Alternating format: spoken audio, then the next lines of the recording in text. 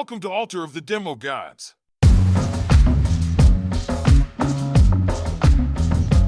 If you're wondering what advice from two experienced sales engineers sounds like, it's a little like this. Welcome back to Altar of the Demo Gods. I'm Keith Wilson, joined by my co-host, John Morton. John, how you doing tonight? Good evening. Good evening. I like ahoy hoy. Stick with that. It's marketable. It is marketable. Other than Monty Burns, I don't think anyone else is doing that. Yes, I guess that's right. He was Montgomery Burns. An inspiration for podcasts worldwide. I completely forgot that he was. That's where I've heard ahoy hoy before. Ahoy hoy, Smithers. That was a horrible impression. I don't even know why I attempted it. I just saw it touched like your spine, Keith. It touched some deep-rooted memory you had there. It did. It touched me right in The Simpsons. They predicted the future. Here we are. Yeah. So in last week's episode, if you didn't listen, we talked about channel partners. We talked about value-added resellers, the good, the bad, the ugly. I think it was a fair conversation. I talked about, kind of trying to find one, maniacally focus on them, satisfy them, make sure they get paid, try and pay out as many people on a deal as you can. And this is going to suck in the beginning, right? But you're trying to build up a scalable business. So treat your partners well, build those relationships, figure out how to make those relationships work at one, and then scale from there to other VARs. And be selective about who you work with, right? See how they treat their customers, see how they treat their other vendors. Obviously there's going to be transactional business, and you got to do what you got to do on that. John, what were your thoughts on last week's episode? Yeah, exactly that. The channel has their value, just like scrolling through your DMs, looking at all the unsolicited pics. If you find one and it's worth investing in, you will absolutely reap the rewards. So they can not just help you scale your business, but also maybe be like a lifelong partner who's helping you, wherever you may be, wherever you may go, sell whatever it is you're selling. So absolutely worth it when you find those right individuals. Yeah, it's funny how so many of our topics that we cover, no matter how diverse, they always come back to that human relationship, that human connection that you're going to make, because really that's what all this is, right? We're humans selling to humans, we're humans partnering with other humans. Speaking of humans partnering with other humans, we're going to try something new. We actually have some listener questions, or a listener question. We're going to discuss that. And I want to, before we do that, I do want to encourage any of you, if you have questions for John and I about the show, about being a sales engineer, about technical sales, even if you want to ask us a security question, we may not answer it on the show because it's off topic, but we will answer you in an email. You can always email us at demogodspod@gmail.com. That's demogodspod@gmail.com. All right. Now that I got that plug out of the way, John, why don't you read us this question? Yeah. So, just a quick shout out to my man, Jeff. I'm always networking, whether it's from, sex parties to, cybersecurity events, whatever they may be. Jeff was, neither of these. He reached out to me and he said, I would absolutely love to get into technical sales. So over the course of time, I've been kind of providing the best coaching I can. I turned him onto a podcast, and he, gave me and Keith a shout out. And he's like, it's really awesome what you guys are doing. And, I actually, landed a job, and I'm not accrediting it to me and Keith. We're not that good, but we probably helped a little bit. We haven't put out anywhere near close to that information where I think it'd be enough to help somebody get a job. But it's inspirational. Good for Jeff for getting the job. Good for Jeff, right? And after having his job for a couple of weeks, he reaches out to me and he says, hey, I would like to know, can you give me a couple minutes? And this is always great. He's making that personal touch. Can we chat? He's not just asking me to answer the question in text. So tidbit from Jeff. Kudos to you. That's a networking tip, right? Oh, instead of just shooting that email. Like, you use the opportunity for a quick 5-minute conversation to build that relationship. 5-minute human conversation. And he reaches out and he says, I'd like to hear from you and Keith what you think about your approach to giving demos, because starting a new job, I'm getting training. And in that training, they're giving me the canned demo of what to do. But I'd like to put my own kind of flair on what we're doing. So that was kind of his question summarized. Okay. Is it all right if I start? Absolutely, Keith. Yeah. Let's jump in. Let's gang this thing. Yeah. So one of the first things I do when I started a new company, aside from, having to fill in whatever RFX document they give me to learn, right? Because that's kind of the standard Take training one. Go technique. fill out these RFPs. Yeah. Yeah. Is I learned the demo, right? And generally, any demo you can break down into some modular pieces, right? And a good demo should tell a story. I think we talked about that, but let's leave the story aside. You can still break it up in modular pieces. Think about pieces that you could remove and replace with other vignettes, stories, features, functionality, all that stuff, right? Because when you're actually giving a demo, you're going to have customers that don't give a crap about features 1 through 3, but they do care about features 4 through 6. So you need to be able to remove features 1 through 3 if they don't make sense in your demo, and insert 4 through 6 in there. Right. Having it modular like that allows you to start playing with things and going, all right, well, maybe I'll explain this a little bit differently. Maybe I've got my own metaphor for explaining this. Maybe I've got a different story that makes more sense. It's going to resonate with this user. And you should have multiple stories that's going to resonate with your users, right? So start playing around with that and make them dynamic. And you almost come up with a library that you can pull these pieces of demos on the fly. I mean, your beginning and your end's probably going to be somewhat the same, but all the gooey middle stuff, you can rearrange to what's going to best suit that customer. Generally, whatever it is they want to do, you want to show them right up front, right? You don't want to bury the lead on that because you're going to lose them a couple minutes into that demo. You want to hook them in right at the beginning and show them what they want to see. Don't leave it for some big finisher. Anyway. Right. Keep it modular so that you can play around with the order, so that you can play around with the content. I mean, it's going to take time, right? But that allows you to also change those modules over time. John, what are your thoughts on this? No, that's exactly it, Keith, right? So like you want to make it extensible and flexible, but kind of what I responded even to Jeff is like, I always like to cut to the chase, right? I always give people this perspective. If you've ever been to like in the olden days, I think we're in a different era now, but there used to be animals at the circus. And one of the favorite things I remember was like this giant grizzly bear riding a tricycle around the circus. And that's what I think of when people most of the time think of SEs doing demos. It's this giant grizzly bear riding the tricycle. So how do we break that, that mantra? I mean, I'm a beautiful bear riding a tricycle, but I always ask that one question. So if I'm coming into a new org and I want to do a good demo, I'm asking the folks who have been doing it, and there should be data around this. There should be data. What's the aha moment during the demo when people are like, oh yeah, or they lean in or they ask a question? I want to understand that a little bit better. That way, when I do give the demo, at least I can emphasize that or highlight the aha moment. And if you have a demo where there's not aha moment, you should probably revisit your whole demo, just being candid. But if there is that, how do we talk about that? How do we emphasize that? And how do I sound smart around that moment, which is a key differentiator to what we're doing? So that's the one thing I normally key on first. So yeah. So figuring out that aha moment, Right. And again, like that aha moment is just one of your modules that you're going to plug in, and that aha moment's going to be different for different different companies, because different companies are going to have different things that are important to them. So you probably have actually several, I think, aha moments, but there still should be that one thing when you're first starting. You're going to have a general demo, right? Correct. You're going to have one because you're going to be in that situation where customers just show me the demo. That's not going to go well, but you're going to have to do it anyway. So just be prepared to do it, right? That's where you take that generalized aha moment that everybody's telling you, this is the thing that gets them every time, and put it in. So that's kind of what we threw out there. But yeah, to that point, like I was super appreciative of Jeff kind of at least thinking about it, right? Thinking differently. I'm not just a grizzly bear riding the trike around the circus, arena. How do I stand out? How do I be better about what I'm doing? So I appreciate him reaching out.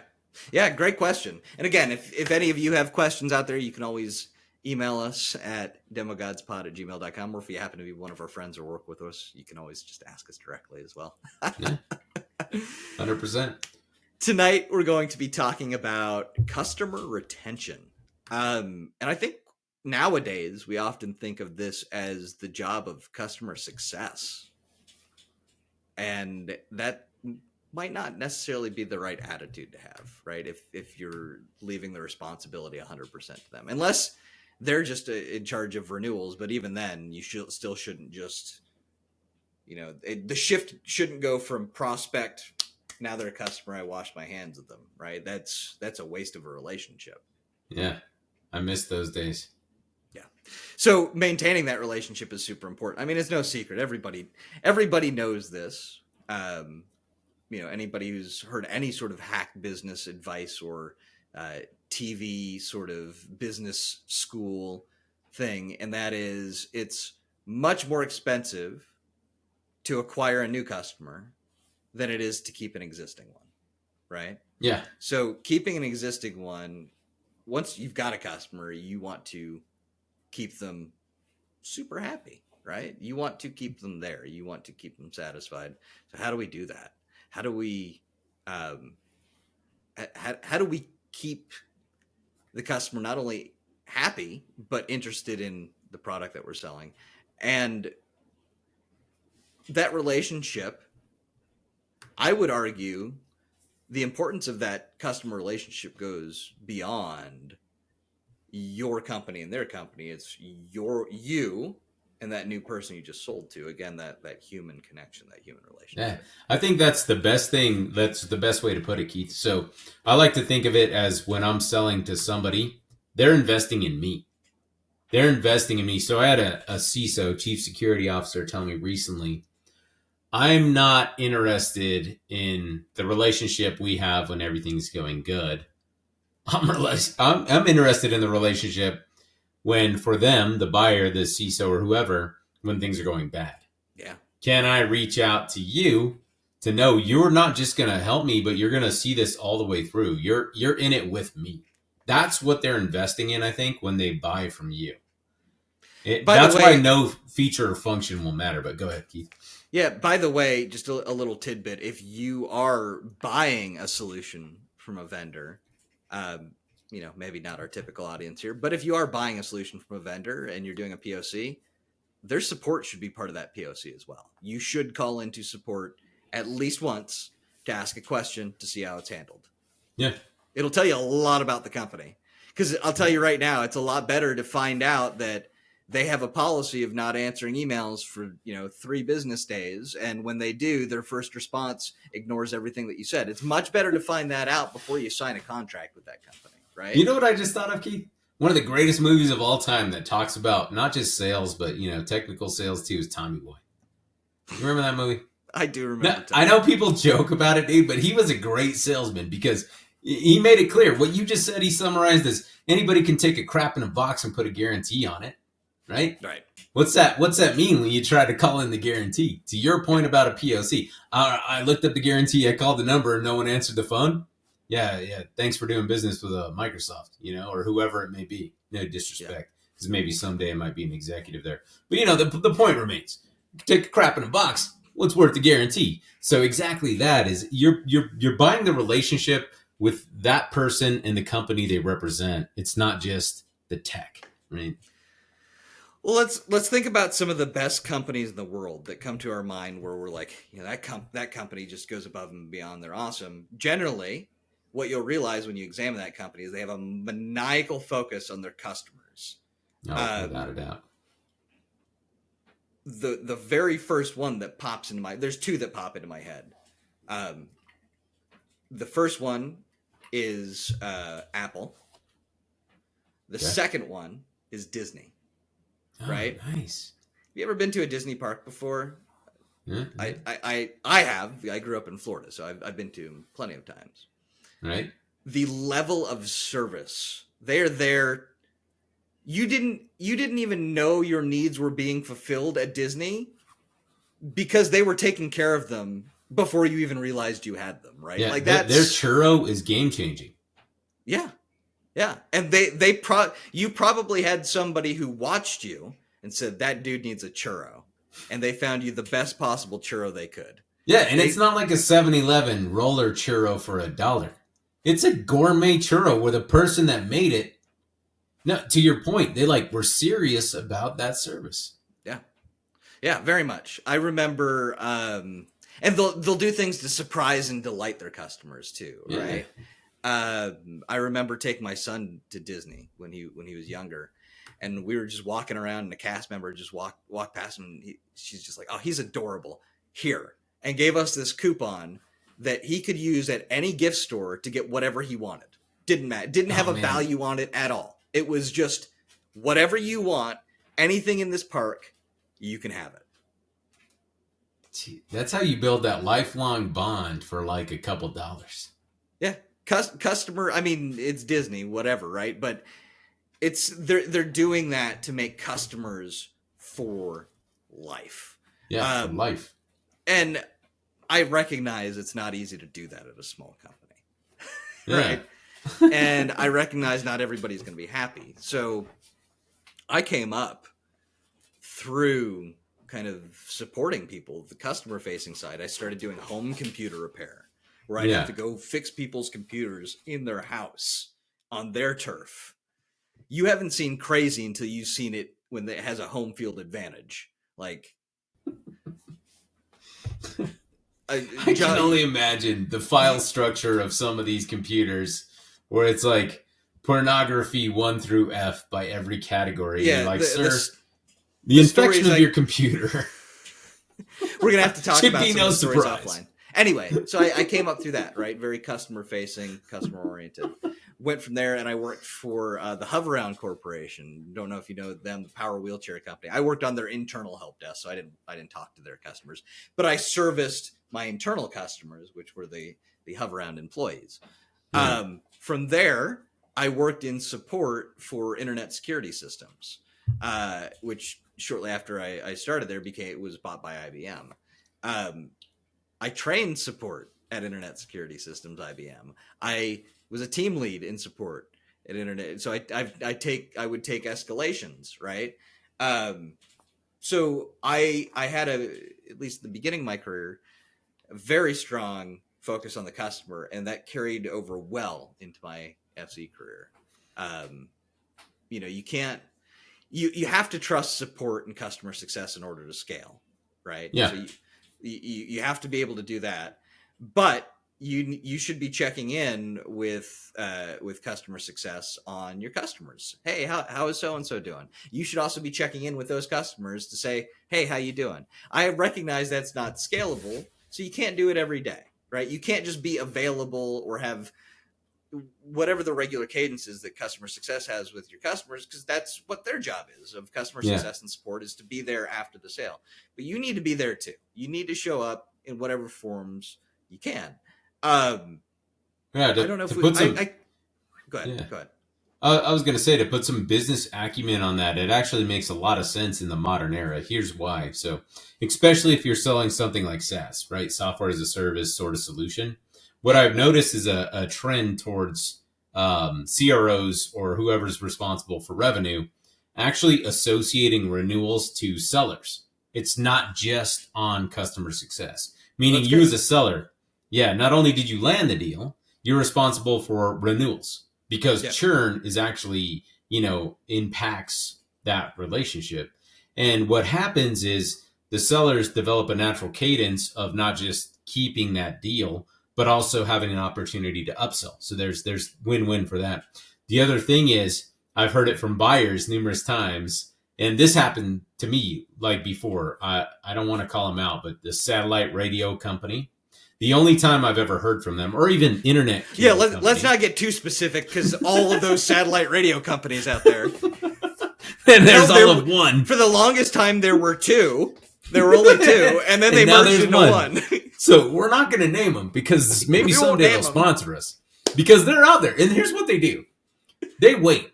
We can just say they're very serious. 11. They're very serious about the acceleration of management that they do. So 11 months in 29 days into your 1 year subscription, someone will call you maniacally and be like, hey, you just need to renew. Nobody checked in all year. Nobody did anything. Nobody cared until it was renewal time. And they wanted that renewal. And I'm like, hey, man, no, don't come at me with your sideways tactics. I'm going to sign up with a new email address and get a discounted whatever. It's that kills me. If you're doing that sort of tactic, end of year, you never talk to me, you don't know what I like, you don't know what I care about, you're wrong. Period. Yeah, when I'm just a dollar sign, that's right. Then That's how I'm looking at it. Success. Yeah. So how do we scale then outside of customer success? I would advocate. I can't remember if we talked about this when Charles was on or not. Again, I'm going to point back to what he and I did because we truly did have a very successful patch and area of business that we covered. We did user groups, right? Yeah. We did user groups once a quarter. Let them come to us. We'll feed them. We'll ply them with alcohol a little bit later in the day or early, if they need a little something. Depending on that customer. Well, we network with them. We have that human connection. But at that user group, we're also going to teach them something. Again, I know I always go back to education. I'm the education guy, right? But you're going to teach them something. You're going to provide added value to that relationship. And it probably wasn't even something they asked for. Something else, and I think we did talk about this now that I'm talking more about it again. An added benefit now of these user groups is if you invite prospects to it. So now you have your prospects sitting next to your happy customers. Your happy customers are selling your prospects for you, telling them how happy they are with your product as this new prospect is seeing all of this stuff that you do for your customers. So I know for us, that was an incredibly successful way to kind of help scale and maintain those relationships outside of supporting customer success. I'm going to double down on that, Keith. I'm going to take this opportunity. There is no better seller of whatever you're selling than a happy customer selling on your behalf. I'm telling you, if like to Keith's point about user groups, that means just hanging out, different events, whatever it may be. A happy customer hyping up what you do, how you do it, and not just your product, but you as a person, that reaps rewards that are exponential. So yeah, and the thing is it's going to be so much harder to push somebody to the point to where they will evangelize for you takes exponentially more work than to push somebody to the point to where they will tell everybody in the world what a piece of crap you are and how bad your product is. People are very quick when there's a problem to go public with it and to complain and things like that. That's most of my reviews. If you go on nextdoor.com or whatever those things are, dude, I don't write nice things normally. It's me lambasting the 18-year-old that works at, the pizza parlor, and that ruined my order. So it is easier to do that. The 4 or 5 years that I did like direct support over the phone, I never once had somebody call in to tell me everything was going great and thank you for putting out something. I might have died, dude, if that happened. Yeah. But yeah, to your point, it's awesome to get people like promoting you in that respect positively in selling on your behalf. Here's a question for you. Yeah. Would you rather say there's a problem with a customer? They're having a problem. Would you rather them be very vocal about it, trashing you everywhere, or fail silently? Well, my gut says being in a relationship for numerous years, going on 20 years now, if there's silence, there's a problem. Yeah. That's when I'm worried. That's when, something bad is happening behind the scenes. A vocal person cares enough to let me know. Yeah, and I would rather that. And they give me a place I can work from, right? They're being vocal. They're telling me what their problem is. It's transactional. What do you want? What's the ask? How do I help you? If you go back to our episode on negotiation, it's a great starting point for a negotiation to figure out that problem. When they're meeting my competition at the Motel 6 on a Tuesday afternoon at 9 a.m. to do whatever they're doing secretly. That's all right. I'm worried. Let the competition feed them. They're always going to come home to daddy. They're just getting a free lunch. That's all it is. I would rather them just express to me, hey, here's my problem. Here's my beef. How are we going to solve it? To be candid, though, that's way better. Well, and I think my hypothesis, I don't have any data to support this. I think most people fail silently. I think most people get unhappy. I know I do. When I'm unhappy with my vendors, I may complain, but I'm only going to do it once or twice. And then you're going to think the relationship's great because you don't hear a complaint again. But then you're also going to see that churn, right? And that's a term you brought up before. I want to pause on that real quick so we can Yeah. explain what churn is. And Yeah. I think most people might understand what it is, but there's some people new to sales.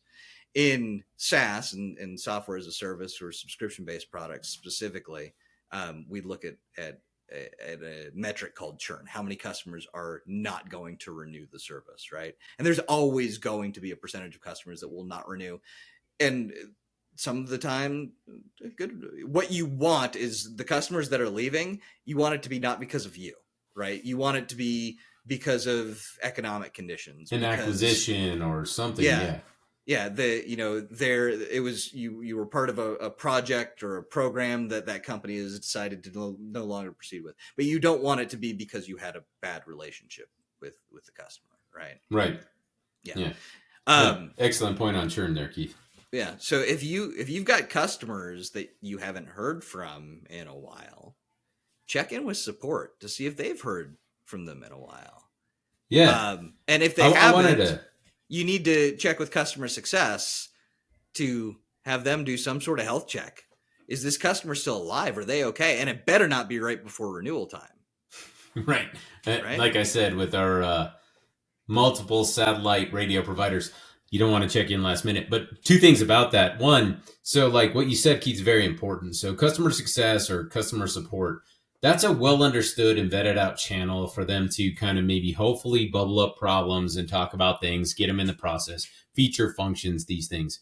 Why I think it's important as a seller to do this individually, whether or not you're bound to the renewal, which is good on CROs for binding folks to the renewal in SaaS, is like two things. One, think about it. You may not have this job forever. Can you go back to this customer and hopefully sell into them? That's number one. But number two, it's an opportunity for them to kind of express things in a mom and dad scenario.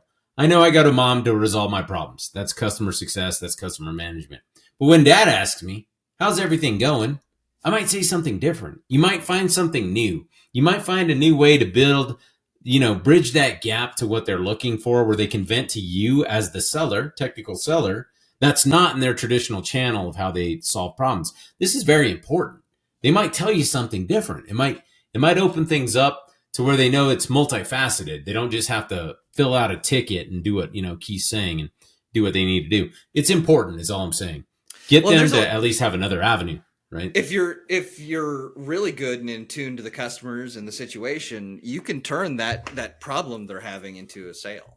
Absolutely. I've seen it. That was one of the things that really motivated me early on in my career when I was doing inside sales at IBM. One of the field guys, he was telling me, he's like, yeah, we were all in Chicago for training, and I was talking to him ahead of time. He's like, yeah, I got this customer here. They're coming to meet me. They are pissed.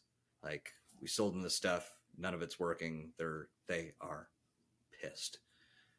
So he leaves the training they're gone for probably 2-3 hours. They're in this meeting with the customer. They walk out and I start talking to him and he's like, yeah, we just sold them. They sold them like another $2 million worth of appliances based on that meeting, because they were able to take what the problem was, figure out a good solution, make the customer still feel like they were getting when they were able to negotiate and finesse the situation, right, to turn it into a sale.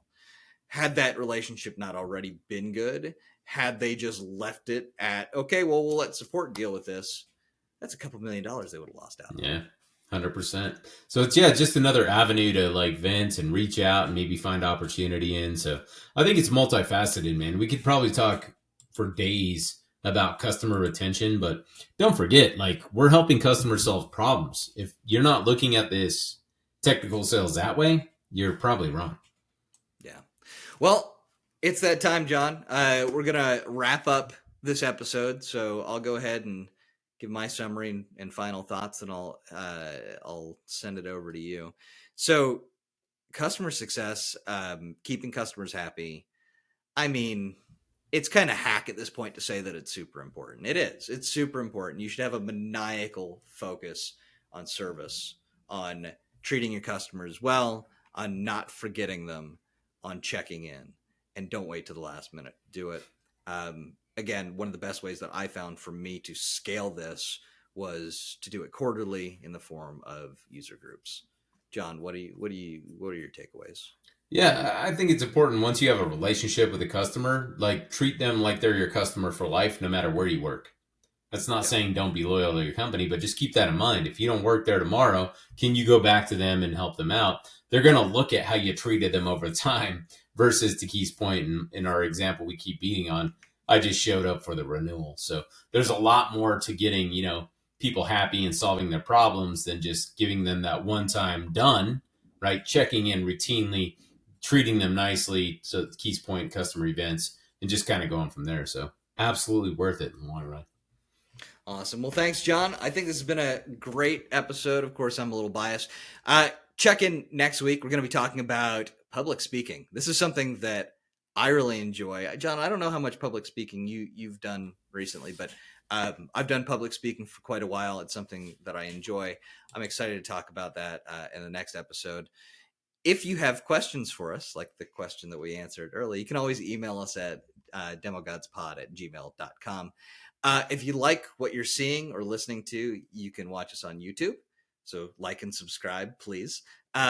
If you're listening to us audibly, you can get us wherever you get your podcasts. Make sure you subscribe so that we're in your inbox every Monday. We put out a new episode, unless it's a holiday, but we try and put out a new episode every single Monday, covering everything from the technical sales world and trying to condense it into these short little 20 to 30 minute-ish episodes. If you want to find everything Altar the Demo Gods, you can go to demogodspod.com. Again, you can email us at demogodspod@gmail.com or go to our website, demogodspod.com. John, again, it's been great. I want to thank everybody for tuning in and listening, and we'll catch you next week here on Altar of the Demo Gods.